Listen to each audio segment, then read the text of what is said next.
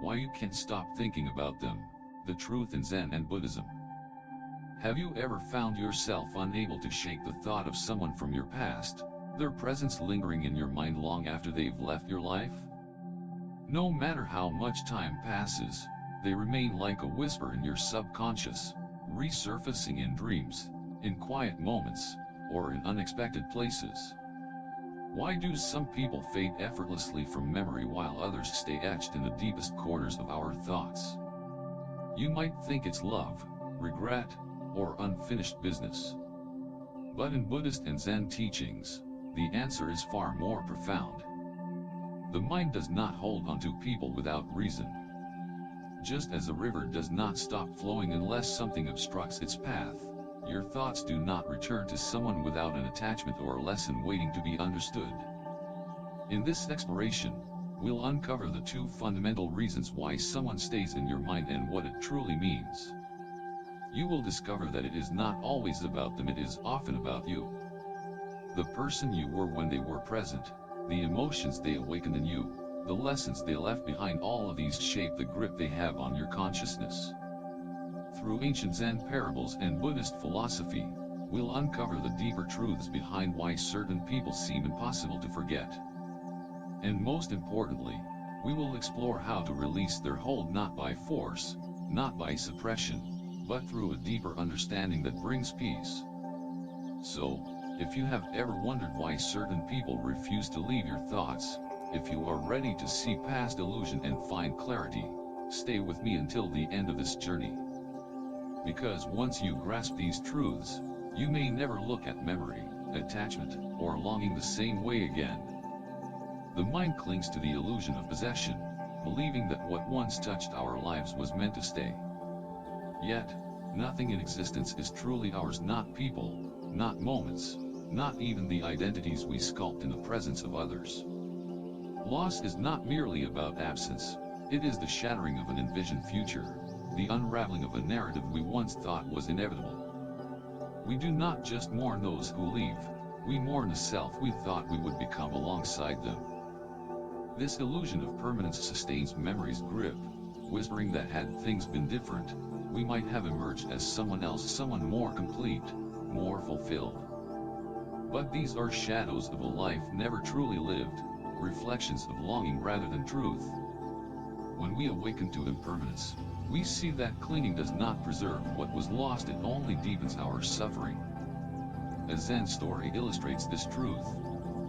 A monk once received a beautiful porcelain cup from his master, treasuring it dearly as if it were a part of himself.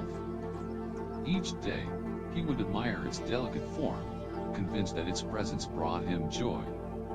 One day, as he was cleaning, the cup slipped from his hands and shattered into countless pieces. The monk was devastated, overcome with sorrow at the loss of something so cherished. Seeing his grief, his master gently placed a hand on his shoulder and said, "The cup was already broken the moment it was made." The monk looked up, confused. The master continued, "Its fate was sealed from the beginning. You only feel pain now because you believed it would last forever." The monk realized that his suffering was not about the cup itself, but about his unwillingness to accept the impermanence of all things. Just as the cup was destined to break, so too are relationships, identities, and experiences fleeting by nature.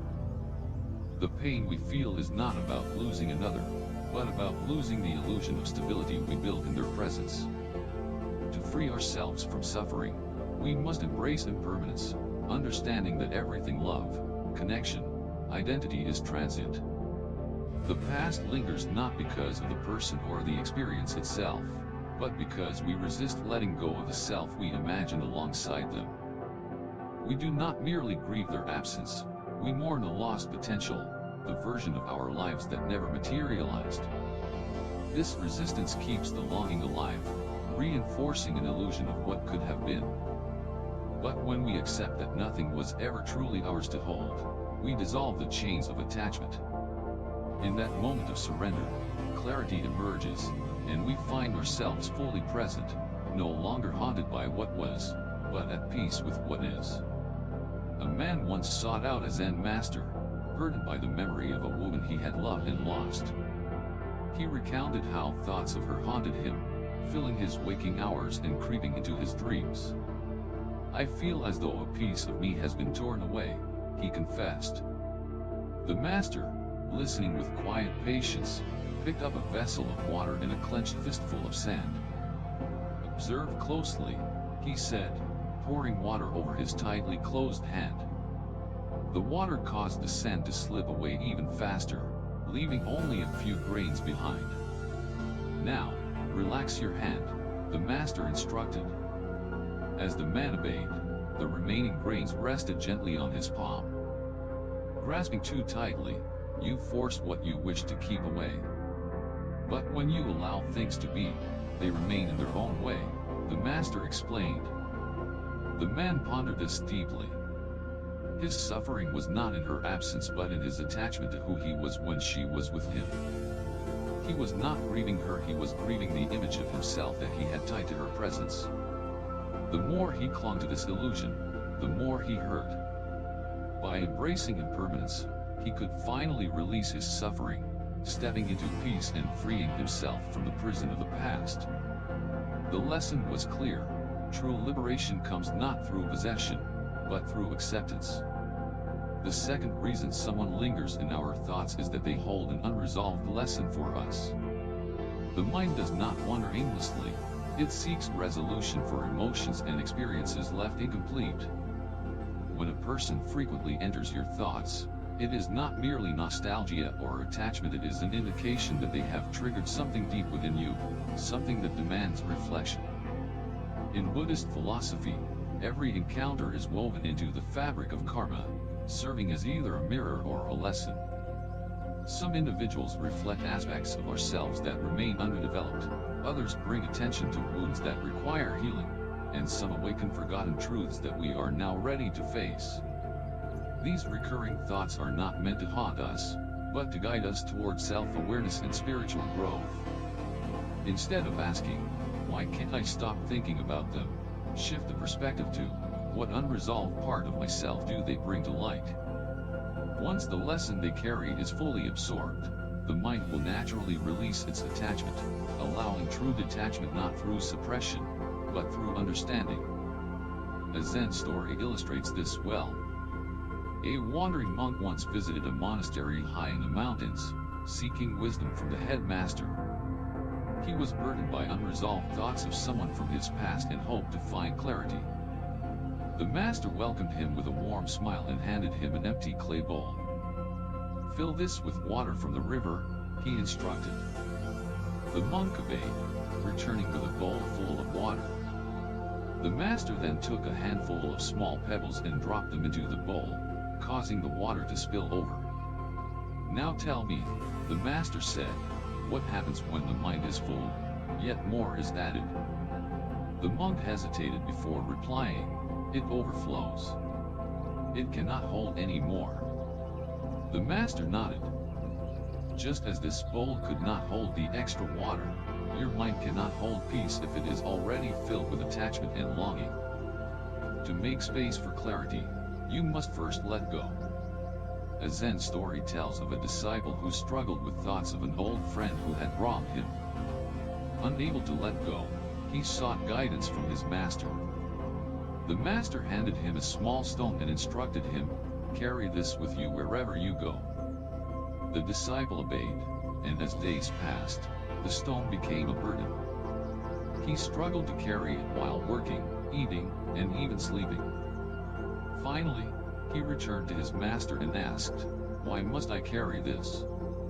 The master smiled, "If carrying this stone weighs you down, why do you carry thoughts of the past in your heart?" The disciple understood holding onto resentment or longing only burdens the one who refuses to release it. The master then pointed to a boulder resting in the river's current. Some people in our lives are like this stone. The water moves around them, shaping them slowly over time, but they remain heavy and unmoving. Others are like leaves, floating effortlessly with the current, never resisting the flow of life. Both serve a purpose. The stone gains wisdom from endurance, while the leaf learns freedom in surrender. The monk bowed in deep understanding. He realized that those who lingered in his mind were not just figures of joy or pain, but essential teachers. His suffering did not arise from their presence or absence, but from his own grasping. The past was not meant to imprison him, but to guide him toward acceptance and inner peace. Often, the people who remain in our minds the longest are those who expose the deepest, hidden parts of ourselves, the insecurities, the strengths yet to be realized, the emotional wounds left unhealed. Perhaps they left abruptly, leaving us to confront our emotions without closure. Perhaps they treated us in a way that made us question our worth, compelling us to develop self-respect and resilience. Or maybe they embodied a potential we admired but had not yet cultivated in ourselves. The mind clings to them not because of who they are, but because of what they represent, a reflection of our unfinished growth. The true path to release is not suppression, but integration. Only when we absorb the lessons they left behind, recognizing the transformation they inspired within us, does the mind finally loosen its grip. They cease to be lingering shadows and instead become stepping stones toward our greater understanding. Letting go does not mean erasing the past, it means transforming our relationship with it. Many struggle with the idea that moving on requires forgetting, but the mind does not work that way. The harder we try to suppress a thought, the stronger its hold becomes. True liberation comes not from force but from understanding.